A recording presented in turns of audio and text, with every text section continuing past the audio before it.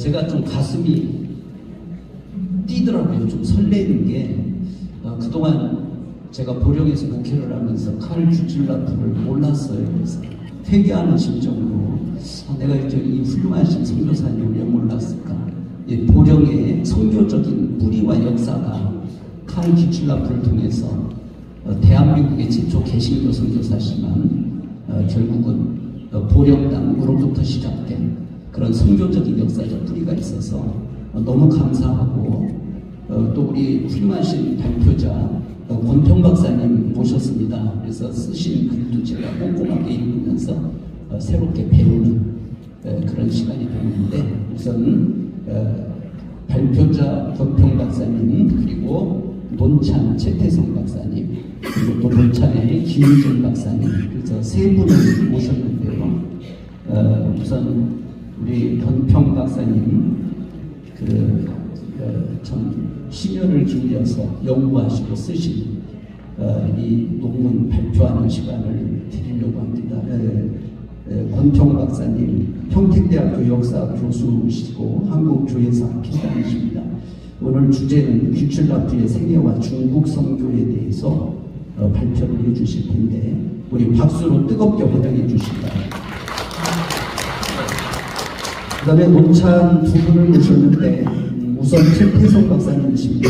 루터교단 칼 규칠라프 연구위원장님이셔서 지난번에 또 발표를 저희 법인에서 해주셔서 너무 익숙한데 우리 또 특별한 애정을 가지고 또 연구도 하시고 오늘 또 깊은 논찬 이렇게 진행해 주실 겁니다. 박수로 환영해 주시기 바랍니다. 그리고 논찬 한 분을 더 모셨는데 김윤준 박사님이십니다. 한신대학교 겸임교수님이시고 연세대학교 연구교수님, 숭실대학교 글로벌 선교센터장님이시고 주빌리 교회 목사님이신데 우리 인사드릴 때 뜨겁게 박수로 환영해 주시기 바랍니다. 사회자가 저를 소개해서요. 전 좌장으로 오늘 좀 섬기도록 그렇게 하겠습니다. 그러면 규칠라프의 생애와 중국 선교라고 하는 주제로 우리 권평 박사님 발표를 먼저 듣겠습니다. 예, 안녕하세요. 방금 소개받은 권평입니다. 규칠라프의 생애와 중국 선교에 대한 말씀을 좀 드리도록 하겠습니다. 규칠라프에 대해서 여러 사람들이 여러 평가를 내리고 있습니다. 우리나라에서는 되게 긍정적이고 좋게 처음 오신 분으로서 많은 걸 이루신 그런 분으로서 이렇게 하고 있습니다만 또 이렇게 평가가 좀 다릅니다. 입장에 따라서. 그래서 우리나라 그 한국교회사의 대가이신 민경배 박사님은 규칠라프에 대해서 성자이고 괴짜이다. 성자이면서 괴짜다. 그리고 몽상가이다. 그리고 개척자다. 그리고 하나의 열광자라는 그런 스티븐 밀이라는 사람의 이런 학자의 평가를 인용하면서 이렇게 그 사람의 폭이 넓었다. 괴짜이면서도 성자로 보일 수 있는 그런 분야, 폭이 넓은 분야였다라는 것을 강조를 합니다. 이 케네스 라프렛이라고 하는 아주 유명한 또 학자가 있습니다. 교회사 학자인데 그의 명저에서 규칠라프에 대해서 그 양가적인 평가를 내립니다.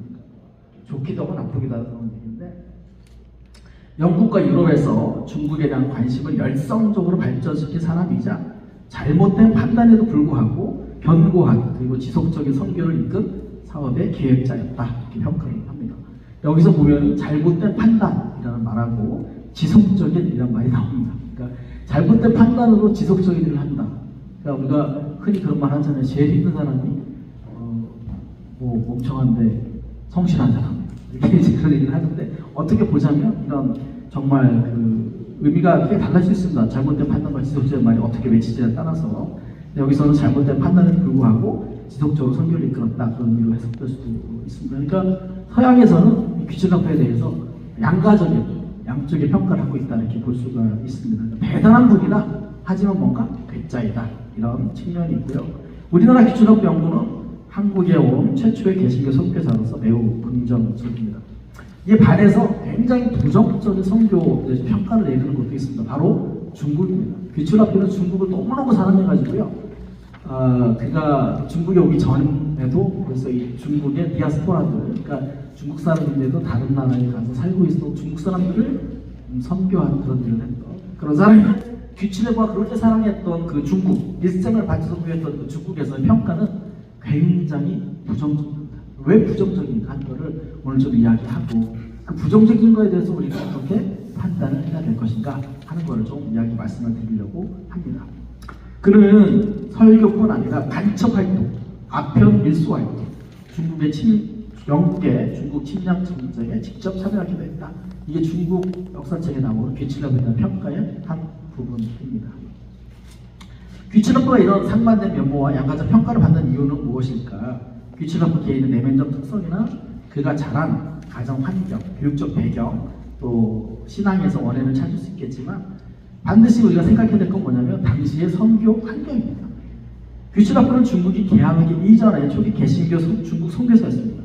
그리고 중국 내지 선교의 개척자이자 선구자이기 때문에 그가 활동했던 이 시대는 서세 동정의 서양의 그 세력이 동쪽으로 이제 이쪽 아시아를 점점 침략했던 그런 식민지 시대였고요.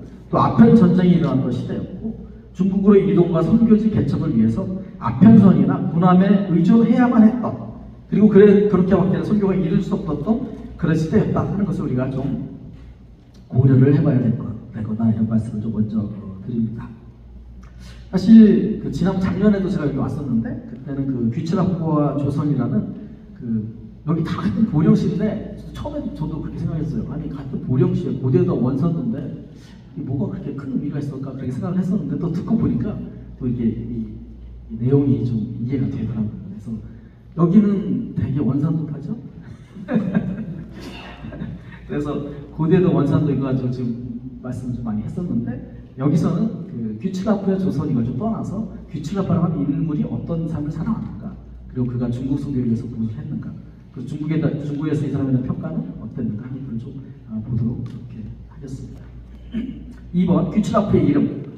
한국을 처음 방문한 개신교 선교사 귀칠라프는 많은 이름이 있습니다. 독일인 그의 이름은 귀칠라프지만 그가 중국을 중심으로 아시아 선교를 하면서 갖게 된 여러 한자 이름들이 있습니다. 뭐 곽실려, 곽사리 뭐 이런 거. 그다음에 홍콩에도 이분의 이름은 일단 거리가 있습니다. 귀칠라프 거리죠. 곽사리 스트리트라고 하는 거리가 있고요. 중국 자료들을 보면 이런 여러 가지 곽강리 건차라프 뭐 이런 이름들이 여러 개의 이름을 볼 수가 있습니다. 그런데 많은 이름들이 있지만 우리 발음으로는 되게 두 개로 나옵니다. 고실리 혹은 고실라 이런 식으로 곽씨입니다. 곽씨 중국말로 되게 비슷합니다. 귀칠라프 이름이 이렇게 다양하게 알려진 것 그만큼 다른 언어권 특히 한자 문화권이거나 중국인들이 많이 살았던 아시아의 여러 나라에서 많은 사람들을 만났다는 증거이고 그들에게 비친 귀칠라프의 다양했던 모습을 상징하는 것으로 이해할 수 있습니다. 사실 여러분들 이 중국 같은 중국이더라도요 이 당시에 방언이 심해가지고 한 성에서 다른 성으로 가면 언어를 다시 배워요. 중국이 워낙 컸기 때문에 그리고 이 교류가 많이 있던 시대가 아니었기 때문에 사실 저도 제주도 가서 그 친구랑 같이 살았었는데 학교 다닐 때 그 친구랑 아무 이상 없이 지냈는데 집에다가 전화하면 무슨 말인지 못 알아듣겠더라고요. 무상보라 줄까? 그럼 막 그렇게 얘기하면 제주도 아닌데도 못 알아듣겠더라고요. 마찬가지로 중국에서도 한 성에서 다른 성으로 가면 언어를 다시 배워야 될 정도로 그렇게 어려웠습니다. 사실 이분은 그 북경에 들어가지 못했습니다. 왜냐하면 북경에는 관화를 다시 배워야 되는데 그걸 못했기 때문에 못 갔다는 이야기도 있습니다. 그래서 다양했던 이 사람의 이분의 그 이름이라고 하는 것이 같은 한자 이름이지만 이런 이름이라는 것이 많은 사람들을 만났다는 것을 우리가 상상할 수가 있다 이렇게 생각할 수 있습니다. 선교 역사적으로 보면 귀칠라프라고 하는 인물은 개신교에서 첫 번째 중국 선교사가 로버트 모리슨입니다. 로버트 모리슨의 말년에 이제 같이 좀 활동을 했었고요. 그 다음에 그 중국의 내지 선교회 일라드 미션이라고 하는 걸 창설했던 사람이 허드슨 테일러라는 굉장히 유명한 분이 있습니다. 허드슨 테일러. 그분이 쓴 그 한자로 된 그 글들을 보면요. 정말 중국 사람 뺨치기 잘 씁니다. 그 허드슨 테일러라는 아주 유명한 선교사가 있는데 그 중간에 위치해 있습니다. 그래서 이 허드슨 테일러도 귀칠라프의 영향을 받았고 귀칠라프는 로버트 모리슨보다는 한 배가 좀 다음이 그런 인물이다. 좀 알 수가 있겠습니다. 모리슨의 아들과도 함께 활동을 했습니다. 그런 인물이라는 볼 수 있고요. 귀칠라프는 어떤 교육적 배경에서 살았나 간단하게 말씀드리자면은 여기 뒤에 보시면요 19쪽에 보시면 연도가 다 나옵니다. 제가 이걸 하나하나 했는데 1811년부터 1816년까지 이렇게 국립학교 다녀서 쭉 이게 나오는데 사실 이 귀출라프는 결혼을 3번 했습니다. 근데 귀출라프 아버지도 결혼을 3번 했습니다. 귀출라프는 2번째 부인의 유일한 아들입니다. 엄마가 4살 때 돌아가셨어요. 그리고 귀출라프 아버지가 엄마가 돌아가시고 난 1년 어간에 3번째 결혼을 합니다. 근데 이 계모가 귀출라프를 좀 상당히 이렇게 학대를 했다고 합니다. 그래가지고 유년기에 많은 상처를 입어서 고통 가운데 그렇게 성장했다 이렇게 얘기를 합니다. 그래서 귀출라프의 전기로서 슐라이터는 이런 점이 그의 청춘을 어떻게 했다. 그리고 그를 외골수의 성격으로 만드는데 일조했다. 그래서 이 사람은 독립선교사입니다. 독립선교. 다른 선교부나 이런 데 지원을 받지 않고 혼자 이렇게 돌아다니면서 자기가 돈을 끌어모아가지고 했던 선교사였다. 이렇게 말할 수 있는데 어떻게 보면 어릴 때 이런 경험들이 그의 그런 한 것을 이렇게 볼 수도 있겠다라는 생각이 듭니다.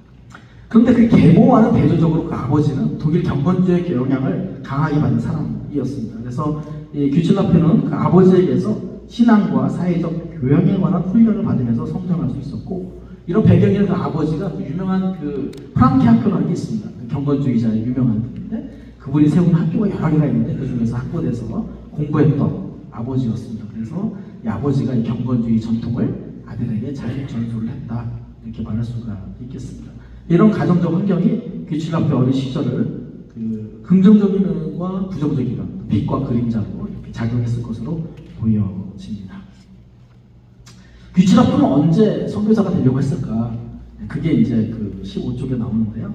우현기는 귀출라프는 1918년 어떤 설교자의 선교에 관한 격정적 설교를 계기로 선교사가 되어 세상에 헌신하기로 작정했다 이렇게 서술합니다만은 이 귀출라프의 전기를 쓴 슐라이터는 그 정확한 연도는 언급하지 않습니다. 근데 그가 그 학교를 다니다가 때려칩니다.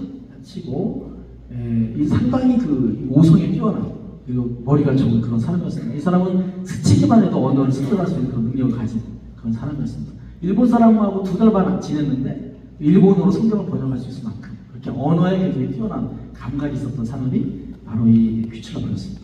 그런 훌륭한 사람이었는데 공립학교가 아마도 그의 그런 것들을 만족시키지 못한 것 같아요. 그래서 했던 일이 뭐냐면 가죽 벨트 장이 밑에서 이렇게 그 견습공으로 이 벨트 아시죠? 가죽 벨트 만드는 그런 일들을 했었습니다. 근데 그런 일을 하다가 이 견습생으로 일하다가 그가 있었던 슈테틴 시에서 선교 사업이 시작이 됐습니다. 그래서 이 귀출라프는 이 상인의 지인 덕분에 당시 독일에서 유일한 선교 신문이었던 이 미션스 매거진을 빌려서 읽을 수 있었고, 근데 그것을 늘 읽다 보니까 어느 날 한 선교사의 격정적인 설교를 들으면서 깊은 감동을 받고 그 순간부터 그의 내면에 선교사가 되어야 되겠다 이 생각이 됐다. 그래서 공립학교 다니다가 마치고 더 이상 공부를 안 했습니다. 그리고 가죽 세공의 견습생으로 일하다가 어느 날 이런 그 잡지를 읽으면서 이런 그 선교 신문을 읽으면서 선교에 대한 꿈을 키우다가 그러다가 어느 순간에 설교를 들으면서 난 선교사가 되어야겠다 이렇게 작정을 하게 됐다 이렇게 말할 수 있겠습니다. 그래서 선교사가 되겠다는 결심한 다음에는 선교를 위해서 공부를 해야 됩니다. 그래서 공부를 더 하고 싶은지 얼마나 가졌지만 아버지와 그 예전 공립학교 선생님들은 어떻게 해줄 수 있는 방법이 없었습니다. 그래서 이 열정이 식어질 수 있었고 또 벨트 제작자로 남을 수밖에 없는 것처럼 보였지만 귀출라프는 포기하지 않고 혼자 공부를 이어갔습니다. 그래서 특히 그 하이덴 라이의 아들인 헤르만 하이덴 라이라고 하는 친구와 함께 과학과 시에 대한 공부를 계속을 했고 이 과학과 시에 대한 공부를 계속하다가 어느 날 기회가 찾아왔습니다. 프로이센의 왕이었던 프리드리 빌헬름 3세가 1820년에 군대 열병식에 참석하기 위해서 그가 일하고 있던 슈테틴이라고 하는 시를 방문을 했습니다. 그때 이 귀출라프와 헤르만 하이덴 라이가 자신들이 쓴 시를 충성의 시라고 하는 시인데 그 시를 이제 이 왕에게 헌정을 합니다. 그래서 빌헬름 3세가 이 시를 보고 굉장히 마음에 들었어요. 누가 썼냐 이거를. 그래가지고 이 쓴 사람에 대해서 관심을 가지고 그 사람 공부를 계속하기 원한다고 그러니까 공부를 할 수 있도록 그렇게 길을 열어 주었습니다. 그래서 그 학교가 어디냐면 선교사 학교입니다. 야니케 선교사 학교라고 하는 야니케 미션 스쿨 혹은 뭐 베를린 선교 학교 이렇게 말을 하는데 이런 학교에서 이제 선교사가 되기 위한 훈련을 받게 됩니다. 야니케는 목회자 이름입니다. 그래서 이 야니케라고 하는 분은 뭐냐면 경건주의와 헤르노트 공동체의 뒤를 잇는 베를린 보헤미안 루터교 공동체의 선교사 성직자이고요.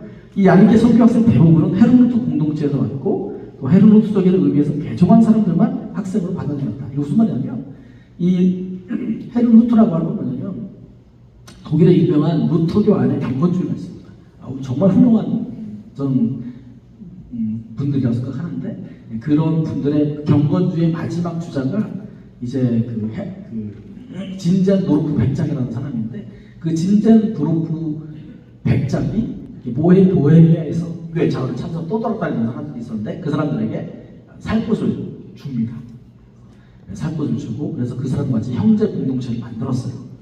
그게 바로 헤르노트 공동체라고도 하고요. 보헤미안이라고도 합니다. 그래서 여러분 잘 아시는 감리교회 창시자인 누구죠? 존 웨슬레가 바로 이 보헤미안, 이 헤르노트 공동체 사람들에게 배 타고 가다가 또 하나님을 깊이 만나게 되는 여러 과정에서 역할을 하게 되는 게 바로 이분들입니다. 그래서 사실 존 웨슬레가 감리교회 창시하게 됐는데 그 사람들이 바로 이 보헤미안 사람들이고 이 헤르노트 공동체 사람들입니다. 그래서 이 사람들 모라비안이라고 부르는 이 신앙 공동체의 신앙에 커다란 영향을 받게 됐습니다.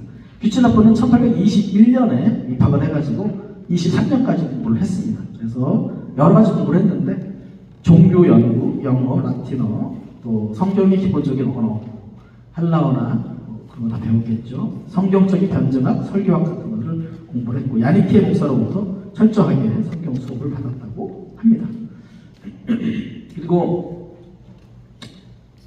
이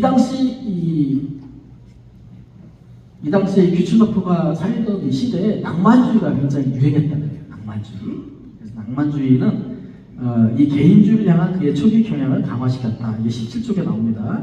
그를 독일의 중국에서 독일 선교의 선구자로 만드는 데 도움을 주었고 이러한 유형의 선교뿐만 아니라 1인 선교 유형의 선구자가 됩니다. 낭만주의의 특징이 뭐냐? 상상력이 풍부하고 모범적이고 과장된 것에 대해서 또 이런 거 감정과 열정 비전을 볼 때 과장을 좋아하는 사람들이었다. 이런 게 낭만주의인데 이런 영향을 받았다 이겁니다. 그래서 아마도 이런 영향이 이 뷰츠나프에게 있었고, 근데 뷰츠나프는 좋은 평가도 많이 받았지만 또 부정적인 평가도 받았단 말이에요. 그런 부정적인 평가도 이런 면들이 요소가 되지 않았을까 그렇게 생각할 수 있습니다. 오연계는 뷰츠나프의 선교에 끼친 영향으로 헤르노티즘, 아까 말했던 헤르노트 공동체 신앙만을 강조하는데 안에서 슐라이터는 뷰츠나프 선교의 바탕이 되는 요소들을 다양하고 설득력 있게 제시를 하고 있습니다. 그래서 뷰츠나프는 이 야니케 학교에서도 학교 교육만으로는 지식에 대한 열정과 갈증을 채우지 못해가지고 베를린에서 페르시아를 비롯한 6개 언어를 공부하기 시작을 했다고 해요. 그러니까 대단하지 않습니까?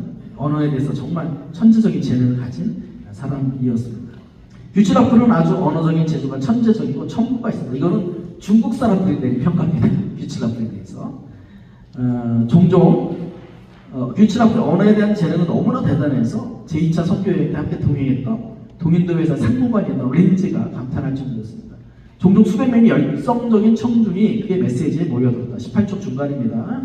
린지는 특히 뷰츠나프의 언어 능력에 감탄했는데 어떤 중국 사람들은 그를 원어민으로 여길 정도였습니다. 정말 원어민같이 그렇게 할 정도로 대단한 언어의 천재였다 이렇게 알 수가 있습니다. 뷰츠나프는 이 야니케 선교학교에서 기초의학과 약학도 공부를 했고요. 이런 지식이 그가 선교지에서나 혹은 배의 선목으로 혹은 선의로 배의사 통역으로 배를 타고 떠난 선교여행에서 매우 유용한 선교의 도구로 작용을 했습니다. 그래서 많은 사람들이 이분 덕분에 그 의술의 새로운 서양의 의술의 혜택을 입었기 때문에 해변으로 가는 길을 가는 동안 나는 많은 목소리로부터 선생님, 의사님 이런 환영을 받았다. 그래서 많은 사람들이 자기로부터 약을 받았던 자기 친구들이었다 이런 얘기를 하는 거죠. 뷰츠나프는 야니케 선교학교 수업을 마치고 1823년에 베를린 대학교에 유학하도록 임명이 됐습니다. 왜냐하면 이 야니케 선교학교 선생으로 다시 이제 뛰어나니까 이 선교학교 선생으로 좀 봉사를 해라 그렇게 했는데 그렇게 안 했습니다. 그 이유는 뭐냐면 두 가지 이유가 있었는데 하나는 이 뷰츠나프가 심하게 아팠어요. 많이 아파가지고 또 다른 한은 그가 투병 중일 때 네덜란드의 선교협회로부터 연락이 왔습니다.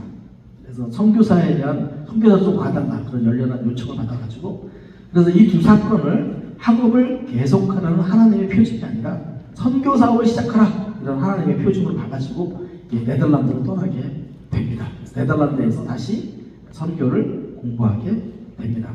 그래서 이 연도부를 보시면 1811년에서 그가 8살 때부터 13살까지는 공립학교 다녔고요. 16년부터 21년까지, 그러니까 13세에서 18세까지는 가죽 벨트를 만드는 장인의 견습工, 도제 역할을 했고요. 그다음에 21년부터 23세까지는 18세, 20세까지인데 베를린의 위치가 베를린인데 야니케 선교를 있었던 그때 3년 동안 공부를 했고요. 또 베를린 대학에 잠깐 갔습니다. 잠깐 가서 공부하다가 이제 23년부터 26년까지 네덜란드 선교협회의 신학교가 로테르담에 있었습니다. 로테르담에 가서 3년 동안 다시 이제 공부를 하게 됩니다. 그리고 나서 선교를 떠나게 되는 게 이분의 그 교육적인 배경입니다. 네덜란드에서도 이 사람은 계속 그 아까 말했던 헤르누트 공동체 혹은 모라비안이라고 하는 이 경건주의자들의 후예들과 계속해서 모임을 갖습니다. 모임에 참석을 했고 예를 들면 뷰칠라프는 20조 네덜란드에서 계속해서 모라비안들과 만나 교류했고 네덜란드 모라비아주의자 중심지였던 자이스트 형제 공동체도 자주 방문했다. 그가 1850년 말년에 유럽을 여행하면서 자이스트를 방문했을 때 그는 그곳에서 큰 환영을 받았습니다. 이는 자이스트 형제 공동체와 뷰칠라프의 오랜 관계를 설명해주는 단서가 됩니다. 이 로테르담의 신학교에서 3년 혹은 4년 동안 있으면서 이 뷰칠라프가 선교에 대한 그런 것을 많이 배우고 공부를 하고 또 선교 실습도 나가고 또 파리도 방문하고 또 런던도 방문하고 하면서 선교에 대한 그런 꿈을 구상을 이제 키워나가는 것을 볼 수가 있습니다. 특히 이 학교 다니면서 그 유명한 로버트 모리슨 아까 제가 말씀드렸죠. 중국 선교의 첫 번째 선교사인 로버트 모리슨을 만납니다. 로버트 모리슨이 영국에 잠깐 돌아왔을 때 그때 만나가지고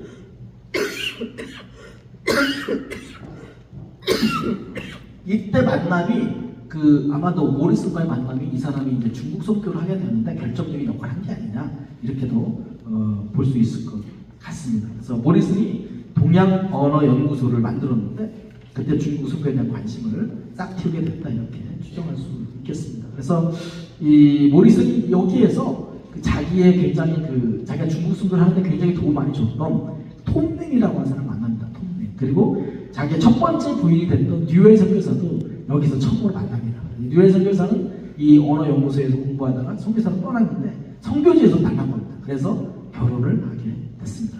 연상이었습니다. 뷰칠라프의 선교 훈련과 공부는 21페이지 1826년 7월에 끝났습니다. 그리고 선교사로 안수를 받고 20년 9월에 선교 사역을 위해서 로테르담을 떠납니다. 그러니까 이 당시 네덜란드 선교협회였는데요. 네덜란드 선교협회로부터 선교사로 안수를 받았기 때문에 이 사람을 루터교 목사로 봐야 될 것이냐 아니면 네덜란드는 개신교입니다. 개신교 중에서도 장로교인 우리 칼빈의 후예입니다. 그래서 우리가 장로교를 부르는 여러 가지 이름이 있습니다. 그 중에 우리나라는 장로교라고 부르고요. 미국에서는 장로교라고 부르지만은 영국에서는 청교도라고 부릅니다. 프랑스에서도 다르게 부르는 이름이 있고 이 네덜란드는 개혁교라고 부릅니다. 그래서 리포옹드 처치라고 부릅니다. 다 누구냐면 칼빈의 후예들입니다. 마틴 루터는 종교개혁을 해가지고 정말 담대한 사람이었던 것 같아요. 그래서 자기 이름을 딴 루터교가 있습니다만은 칼빈은 하나님 앞에서 자기 자신을 내놓는 것을 정말 적극적으로 금지했습니다. 자기를 절대 내놓지 않았던 사람이 칼빈이었단 말이에요. 칼빈은 자기 이름 쓰기 원하지 않았습니다. 그래서 다 이름이 달라요. 각각 그 칼빈의 후예들이 가서 종교개혁을 했었는데 거기 이름들이 다 달라요. 네덜란드에서는 리포옹드 처치라고 부릅니다. 개혁교회라고 부르게 된 거죠. 그래서 이 선교협회에서 공부를 했고 이 선교협회가 돈을 밀어줍니다. 그래서 선교를 이제 처음으로 떠나게 되는 겁니다. 처음에는 이 네덜란드 선교협회에서 해준 거예요. 근데 네덜란드가 여러분 잘 아시다시피 그 동아시아의 그걸 만들어가지고 굉장히 많은 착취를 했습니다. 사실 식민지 착취를 많이 했습니다. 네? 그랬는데 그러면서 동시에 이 네덜란드가 뭘 많이 했냐면 선교도 많이 했습니다. 그래서 네덜란드가 점령한 곳에서만 선교할 수 있도록 그렇게 했습니다. 자, 재밌는 건 뭐냐면 왜 네덜란드 선교에서 이 귀출교가 떠났나? 저는 이렇게 봅니다. 네덜란드 선교회는 국가교회입니다. 목사는 설교만 합니다. 그리고 나머지 모든 교회 사무는 누가 보느냐? 국가에서 파송한 그 국가 공무원들이 일을 합니다. 그러니까 선교사가 가더라도 언제나 이 국가의 통제를 받는 그런 시스템이었습니다. 왜냐하면 루터교가 국가교회잖아요. 근데 이 네덜란드 교회도 그런 경향이 있습니다. 그래서 이 모든 것을 다 허락을 받아야만 되는 그런 상황이었기 때문에 그런 것들에 대해서 아마 이 규철라프가 견디지 못한 게 아니었을까 그런 생각도 할 수가 있습니다. 그래서 세계 그 교회 현대 교회 역사를 쓴 책에 보면은 네덜란드 선교가 그렇게 많은 돈을 들여서 많은 사람들을 후원하고 했지만 결과는 미미했다. 이겁니다. 오히려 헤르루트 공동체 사람들이 나가서 선교한 것이 훨씬 더 훌륭했다. 이렇게 평가한 것을 볼 수가 있습니다. 그러니까 선교라고 하는 것은 선교지에서 선교사가 기도하면서 자기가 또 방법을 해서 이렇게 하는 게 좋은 거지 국가가 이렇게 하나 저렇게 하나 하는 것은 좀 어려운 일이 아닐까. 그것도 우리가 미루어 진정할 수 있을 것 같습니다. 그래서 그러면 이 사람이 네덜란드 개혁교회에서 장로교회에서 안수를 받았는데 루터교 목사라고 말할 수 있는가 하는 문제가 발생할 수 있습니다. 왜냐하면 오형기는 뭐라고 했냐면 목사 가운을 입은 귀출라프 초상의 넥타이가 네덜란드 개혁교회 것이라는 것을 지적하면서 귀출라프를 루터교 목사로 보려면 일각의 기도는 수정되어야 한다 이렇게 주장을 했어요. 이런 견해는 제가 보기에는 선교사로서 안수를 받았다.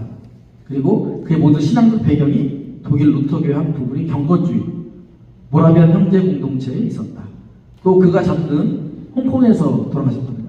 홍콩에서. 홍콩 비문에 보면은 귀출라프는 중국에 온 첫 번째 루터파 선교사 이렇게 연계되어 있다는 점을 고려해야 되지 않을까 그런 생각이 듭니다. 귀출라프는 이제 선교 여정을 떠나게 되는데요. 그래서 쭉 보시면 그 뒤에 22쪽에 보시면 표가 있습니다. 이걸 보시면 좀 더 잘 아시겠습니다. 그러니까 23세에서 28세가 됐을 때, 23살 됐을 때 처음으로 이제 선교학교 졸업한 선교사로 파송을 받았어. 간 데가 어디냐면 인도네시아입니다. 인도네시아. 빈탄. 그 다음에 시암은 어디냐면 지금의 태국입니다. 태국. 그래서 인도네시아로 갔다 빈탄, 태국 같은 데서 선교를 했고요. 그래서 여기 보시면 세부 내용을 보시면 자바에서 선교 활동을 했고요. 빈탄에서 선교 활동을 했고요. 태국에서 이제 태국으로 옮깁니다. 그러면서 이제 여기에서 주로 이 사람이 관심 가지는 사람들은 누구냐면 이런 나라들에 있는 중국인들에 관심 가졌어요. 중국 사람들. 그래서 이 사람들을 그 중국인 디아스포라라고 불렀는데 이 사람들을 주로 선교를 하게 됐다. 이런 얘기입니다. 그 다음에 그가 28세 되던 해부터는 중국 연해를 여행하게 됩니다. 그래서 3번 여행했다고 하고 중국 자료에는 10번 여행했다고 하더라고요. 10번. 그래서 간첩질 하느라고 10번 여행했다. 이렇게 이제 아주 노골적으로 얘기를 하는데 어쨌든 3번을 여행했습니다. 1831년, 1832년에 두 번째 여행을 했는데 바로 이때 우리나라에 온 겁니다. 이 도령에 오시게 된 거고 32년, 33년까지 3번째 여행을 했습니다. 그래서 그렇게 됐고요. 중국 연해를 여행한 다음에 그 다음에 33년부터 39년까지는 그가 이제 30대가 됐는데 이때 중국 내지로 진출해야 되겠다 생각을 가지게 됩니다. 근데 이제 이때는 이미 이 시암에서 태국에서 선교할 때 이미 이제 네덜란드 선교회와는 관계를 끊습니다. 왜? 자기가 먼저 선교지 옮겨가지고 네덜란드 선교회와는 관계가 끊어지게 됩니다. 끊어지게 됐고 이제 시간은 갔고 금방 끝냈습니다. 그래서 처음에는 중국 연해를 이렇게 배로 타면서 쭉 여행을 했습니다. 그때 오게 된 게 이제 여기 우리나라 조선까지 오게 됐던 거고, 그 다음에 이제 중국 내지로 진출하고 노력을 했고요. 그 다음에 36세가 된 39년부터 하여튼 1차 아편 전쟁과 그 직후가 되는데 이분이 이제 돈이 없으니까 선교하려면 돈이 필요하잖아요. 안정적인 수입이 있어야 됩니다. 누가 선교가 돈을 주면 괜찮은데 안 주니까. 그래서 이분이 했던 게 뭐냐면 너무나 이 어학의 천재이기 때문에 영국의 상무장관에 의해서 중국어 비서격 통역직에 임명이 됐습니다. 그래서 1년에 연봉이 500펀드 정도 됐는데 엄청나게 큰 돈이라고 하더라고요. 그 돈을 받아서 일도 하면서 그 다음에 동시에 그 선교 사업도 할 수 있도록 그렇게 허락을 받습니다. 그래서 두 가지를 같이 했게 됐고 그 다음에 제1차 아편 전쟁이 일어났을 때 그 영국 특사의 수석 통역관을 했고 결국 난징 조약을 체결하는 데 참여합니다. 그리고 아마도 그 난징 조약서에 그걸 만드는데 문구를 만드는데 영향을 미쳤을 거라고 보는 거고 중국 사람들이 제일 수치스럽게 생각하는 게 바로 이 난징 조약입니다. 그러다 보니까 이 규츠라프가 이제 그 사람들에게는 정말 엄청난 나쁜 사람으로 그렇게 비출 수밖에 없다는 점도 우리가 이해할 수가 있을 것 같습니다. 또 주산이라는 곳을 점령한 다음에 임시 행정장관도 역임을 했고요. 그다음에 43년부터 49년까지는 홍콩으로 이제 옮깁니다. 왜냐하면 이제 홍콩이 활약을 받아가지고 영국에 100년 동안 이제 조차가 되거든요. 지금 넘겨줬습니다만은 홍콩에 제1대 총독이 있습니다. 영국 사람이죠. 그 총독의 비서를 역임을 합니다. 그리고 49년에서 51세가 이제 이분이 46세, 48세가 되는데 유럽 여행을 하면서 이제 그 중국 성교에 대한 관심을 불러일으키기 노력을 하다가 갑자기 숨을 거두시게 됩니다. 여기 29쪽 한쪽만 그 4번하고 보겠습니다. 규칙앞의 성교는 언제나 한 곳에 조용히 머무르는 형태가 그러다 보니까 몸이 좀 병들게 된 거죠. 그래서 40대 후반이 됐을 때 루마티스라든가 이런 거. 왜냐하면 그 당시에는 다 그렇게 걸어다니고 말 타고 다니고 그밖에 못했기 때문에 그래서 이제 몸이 건강이 갑자기 나빠졌습니다. 그래서 이분이 만든 복한회라고 하는 게 있는데 그거에 대해서도 같은 선교사들이 굉장히 많이 비판했습니다. 그런 것 때문에 타격을 입어가지고 결국 48살에 숨을 거두게 됐다 이렇게 말할 수가 있을 것 같습니다. 33쪽에 보시면 그 규칙앞에 중국 선교에 대한 부정적인 평가가 있습니다. 왜냐하면 이런 부정적인 평가는 우리가 말하지 않고 넘어갈 수도 있습니다. 그러나 반드시 어디서만 얘기를 합니다. 그걸 우리가 어떻게 볼 것인가 하는 거는 우리가 좀 시각을 가져야 될 필요가 있다고 저는 생각을 합니다. 그래서 복한에 파견된 두 선교회의 선교사들은 앞서 말한 대로 숨이 막힐 정도로 활동했지만, 그러니까 이 규칙학부가 자기는 통역도 해야 되고 일도 해야 되니까 못하니까 막 그 유럽에다가 막 편지를 보냅니다. 좀 선교사 화정 좀 해주십시오. 저희를 좀 도와주십시오. 중국을 선교해야 됩니다. 그래서 막 이제 왔어요. 와가지고 이 사람들 막 돌리는 거예요. 그 중국 사람들 같이 짝을 지어가지고 중국 내지로 파송을 하는 겁니다. 근데 이 사람은 정말 숨이 막힐 정도로 일을 했다 이거예요. 이 선교사들이 젊은 선교사들인데 어떤 사람은 그냥 6개월 다 가버려요. 도저히 버틸 수가 없습니다. 그래가지고 이제 귀국해버리고 병나고 이런 일이 있었는데 어쨌든 이들을 힘들게 만든 것은 중국 현지에서 어려움도 있었지만 북한의 전도자들에 대한 불신입니다. 선교사들은 선교지에서 강도의 공격을 받아서 부상을 입고 소지품을 모두 강탈당했고 언어교사 중 한 명은 사망하기까지 하는 사건을 겪어야 했다. 그리고 바젤 선교에서 온 함베르크 선교사는 무력으로 돈을 갈취하려고 하는 사람들로 인해서 다시 떠나야 할 정도로 그렇게 됐다. 근데 이 규슈다파 협력해서 사역하기 위해서 선교사들은 중국으로 이게 홍콩에서 중국으로 파송을 했단 말이야. 복한이라는 걸 만들어가지고 이 소속 중국인 전도자들이 신약의 극히 일부만 알고 있었다. 또 성경 지식이나 구원에 대한 지식이 매우 얕았다.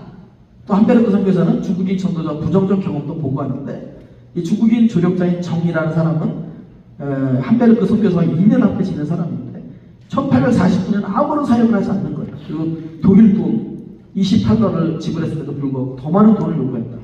그래가지고 사람들을 동원해가지고 한베르크 집 전체를 부수게 시계를 빼앗고 훔쳐가는 그런 사건을 일으켰다. 그래서 이런 부정적인 경험을 통해서 정말 이 규칙학부가 막 그렇게 막 얘기하던 정말 훌륭하게 얘기했던 이 복환회라고 하는 이 선교 단체가 그 가운데 있는 중국 사람들이 사실은 성경 지식도 없고 돈만 타먹는 라이스 크리스찬이었다라는 것을 이제 폭로하게 됐던 거예요. 그래서 이제 욕을 먹게 되는 비판을 받게 되는 그런 이제 있었습니다. 이 조사에 따르면 한베르크는 규칙학부가 유럽을 방문하게 되면서 자리를 비우자 복한회에 대한 특별 조사를 실시했는데 이 복한회 회원이라고 보고는 200명 가운데 60명이 아편 중독자였다. 55명이 거짓말장이고 사기꾼이었다. 또 여기 원래 소속되지 않은 사람은 50명이었다. 부적합한 사람이 15명이었다. 정직한 사람은 10%이 20명밖에 없더라. 이런 보고를 표면적으로는 복한회가 급속도로 성장해서 불과 4년 만에 회원수가 1000명을 넘고 그들에게 할당된 일세벌의 양도 상당했지만 이들 고용된 중국인들은 대부분 불황자이거나 아편 흡연자였고 이들은 전도지와 여비, 보조금 등을 받은 다음에 본토로 깊숙이 들어가서는 이를 전달하지 않고 팔아먹고 선교사들을 피했다 이렇게 비판하게 했던 겁니다. 그래서 이것 때문에 이런 평가 때문에 규칙학부가 굉장히 됐고 괴로워했게 됐고 이것이 그의 죽음을 당기는 하나의 그런 게 되지 않았을까 생각할 수 있을 것 같습니다. 중국에서는 규칙학보다 부정적으로 보느냐? 첫 번째는 아평 관련된 문제입니다. 아평. 중국에서 규칙학보다 부정 평가는 아평과 관련이 있습니다. 규칙학보가 아평선을 타고 선교여행을 했습니다. 세 번째 선교여행을 할 때는 아평선을 타고 선교여행을 했습니다. 아평선을 타고. 그래서 자딘 매터슨이라고 하는 그 영국계 회사가 있었는데 돈인도 회사죠. 대규모 아편 상인들이었는데 이 사람들이 중국 해안을 따라서 아편 밀수를 확대하는 방안을 알아내는 것이었고 규칙학보에게 이런 일들을 잘 수행하는 규칙학보의 선교 목적으로 기부했다 이렇게 주장을 했던 겁니다. 그래서 이보다 더한 주장은 규칙학보가 혼자 아편 상인을 도와가지고 복건성에서 아편을 밀수입해서 5만 3천 파운드 상당의 순이익을 얻었고 아편을 밀수하기 위한 비밀 거점을 세웠다 이런 주장도 있습니다. 이거는 중국 사람들이 한 건 아니고 그 서양 학자가 주장했던 겁니다. 이칭이라고 하는 학자가 쓴 책입니다. Chinese Opium Wars라고 하는 책에서 인용을 해가지고 그렇게 얘기를 해요. 그런데 제가 보기에는 이 사람이 타고 다니면서 같은 선원들이 아편 환자가 굉장히 많았습니다. 근데 이 아편에 중독된 사람들을 치료하는 방법을 이 규칙하고 발견을 해요. 그래가지고 뭐라고 보시면 36조 11번 아편 흡연 습관을 치료하기 위해 내가 행한 몇 가지 치료는 큰 성공을 거두어서 많은 사람들의 관심을 끌었다. 또 일부 관인들의 관심을 끌어서 그들은 몸을 굽혀서 나를 방문하고 도움을 요청하기까지 했다. 사실 이 아편이라는 게 중국에서 엄청나게 큰 문제가 있었습니다. 그래서 이 아편에 대해서 정말 중국 사람들이 이를 갈 정도로 그런 거였는데 바로 규칙학보가 아편선을 타고 여행을 했고 또 아편을 팔기까지 했다라고 하는 그런 이제 소문이 있게 됐다 이겁니다. 근데 여러분 우리가 확인할 수 있는 건 저희가 보는 건 뭐냐면 규칙학보는 이 당시 타시는 배가 없어요. 군함 상성, 아편성 이거 외에는 없습니다. 근데 여러분 생각해 보세요. 군함에는 군인들 타고 상선에는 상인들 타고 또 그 사람들을 위해서 창녀들을 탑니다. 그 다음에 복음을 전하기 위한 선교사를 탑니다. 이게 배였던 거고 이게 우리 세상이에요. 우리 사는 세상에도 그렇잖아요. 군인도 있습니다. 이등반을 추구하는 상인도 있습니다. 또 사람들 정말 보이스피싱 같이 하는 그런 나쁜 놈도 있습니다. 그런 거 하면 교회가 있지 않습니까? 그래서 제가 볼 때는 이 당시 배나 우리가 살고 있는 이 세상이나 다를 게 없다. 그래서 적어도 규칙학보는 이 위대한 선교적인 목적을 이룬 사람은 아니었다라고 하는 게 제 주장입니다. 그래서 이 세상이 똑같은 거예요. 똑같아요. 세상이나 이 당시 배는 똑같아요. 그런 면에서 우리가 규칙학보를 이해할 수 있지 않겠나 생각이 듭니다. 성과 속이 골고루 섞여 있는 세상 속에서 우리가 살고 있는 겁니다. 마치 우리 사회가 교회와 사기꾼과 살인자가 다 혼자서 살아가고 있는 것처럼 본다면 규칙학보의 앞에서 탑승은 우리가 이해할 수 있는 영역으로 생각할 수 있지 않겠나 하는 생각이 제 주장입니다. 자, 중국의 국방 관련 문제. 그래서 이 규칙학보가 중국에서 비판하는 또 다른 항목은 뭐냐면 중국의 국방이나 중국 정보를 서방에 넘겨줬다 이겁니다. 여러분 제가 이걸 잠깐 중국 갔다 왔는데요. 중국의 그 신화서적이라고 아주 유명한 서적들이 많습니다. 근데 거기 갔더니 성경을 안 팔아요. 2018년 이후부터 성경이 서점에 하나도 없습니다. 지금 못 삽니다. 성경을. 지금 제가 이게 인용한 책들은 하나도 중국에 없습니다. 이 책들은 하나도 중국에서 살 수가 없습니다. 저도 그래서 그거를 이제 카피해가지고 이렇게 보게 됐던 건데 지금 간첩법이 7월 1일부터 시행이 돼가지고 사진 하나 찍는 것도 굉장히 겁이 납니다. 솔직히 저 사진 안 찍었습니다. 카톡 그리고 하다가 만약 걸리면 바로 공안한테 잡혀갑니다. 카톡 쓰면 공공 사람들이 보는 데 카톡 쓰면 잡혀갑니다. 우리나라 네이버 안 되고 다 안 됩니다. 구글 다 안 됩니다. 다 안 됩니다. 그러니까 지금 중국이 그렇습니다. 이 당시에 더 어려움이 있었겠죠. 그러니까 이제 이 당시에 이 중국의 그 여러 가지 함대가 위치한 곳이라든가 그 다음에 포대가 있는 곳이라든가 이런 것들에 대해서 스케치를 해가지고 그런 것들을 넘겨줬다라고 하는 게 중국에서 말하는 주장입니다. 그래서 요거 12번에 보면 우리는 오송구 요새의 왼쪽을 조사했다. 요새는 거대한 구조이다. 그들은 최선을 다해서 배치했겠지만 이 최악의 부대는 요새와 기술을 이해하지 못했고 화사하게 품질은 좋지 않고 발사구는 너무 넓었다. 중국이 오랫동안 평화를 누렸기 때문에 이들의 모든 군사력은 부패로 약화되었다. 우리 막사를 조사했는데 그들의 무기는 일관성이 없습니다. 어떤 군인은 화승총, 일부는 창능을 가지고 있습니다. 38쪽입니다. 대부분의 장교는 교육을 못 받았고 급여는 낮았고 수입도 적어서 그들의 지위는 전혀 고려할 수 없습니다. 많은 장군들이 만주족이었고 그들은 극도로 높은 급여를 받았다. 중국의 평화로운 상황이 계속되는 한 그들의 공식 직위는 직업에 지나질. 만약 우리가 적으로 여기에 오면 전체 군대가 30분 이상 저항하지 못할 것이다. 그래서 이제 이것 때문에 사실은 이제 이런 것들이 중국의 어떤 군사적인 그런 것들을 간첩 적응하게 했다라고 하는 게 이제 중국 사람들이 비판하는 부분이고요. 또 영국 정부를 위해서 이런 부분도 있습니다. 39쪽 중간을 보십시다. 귀츠라프는 영국 정부 기관에 취업을 했습니다. 통역관으로 취업을 했고요. 비서로도 취업을 했습니다. 두 가지 면에서 어려움을 가져왔다. 하나는 비서와 통역이라는 실제 업무가 주는 업무의 과중함이었다. 귀츠라프는 자신이 맡은 업무에 많은 시간을 쏟을 수밖에 없었고 이 말은 반대로 그가 수행해야 할 선교 사업에 그만큼 시간을 낼 수 없다는 것을 의미했고 또 이런 귀츠라프 선교에 커다란 제한이 됐다. 중국의 비판을 보면 그는 낮에는 정부를 위해서 일하고 밤에는 선교했다 이렇게 비판을 합니다. 그래서 이런 것들이 이제 귀츠라프에 대한 주된 비판이다 이렇게 말할 수 있고요. 나가는 말을 보겠습니다. 귀츠라프는 장점이 많은 선교사입니다. 무엇보다 선교에서 가장 중요한 언어에서 천재적인 면모를 가졌고 중국 복음화를 위해서 언제든 죽을 수 있다는 열정도 가졌고 하나님의 부름에는 언제든 응답하겠다 그런 뜨거운 신앙도 가졌습니다. 또 그는 그가 익힌 의술과 약을 통해서 사람들과 좋은 관계도 잘 맺어나갈 수 있었습니다. 사람의 일생이 선하고 좋은 것으로만 채워진다면 얼마나 좋겠습니까? 그러나 우리는 그런 삶이 예수님 외에는 없다는 것을 잘 알고 있습니다. 그런 예수님마저도 사람들의 악의적인 비난과 비판에 의해서 결국 십자가를 지셔만 했죠. 귀츠라프는 1849년 10월 1일 홍콩을 떠나서 23년 만에 유럽에 직접 갑니다. 중국인의 개종에 대한 활발한 관심을 일깨우기 위해서 영국, 아일랜드 이런 쪽으로 쭉 가게 됐고 그러다가 세 번째 결혼을 하게 됩니다. 1852년 3월 말 귀츠라프는 네덜란드, 독일, 폴란드, 러시아, 스웨덴, 덴마크, 오스트리아, 스위스 이런 쪽을 다 방문해가지고 어느 곳에서나 열성적으로 쉬지 않고 설교하고 전도하고 중국을 선교해야 된다. 그래서 중국을 15개 구역으로 나눠서 선교해야 된다는 그런 제도를 만들고 중국인의 개종이라는 위대한 대의를 위해서 헌신의 노력을 다 했습니다.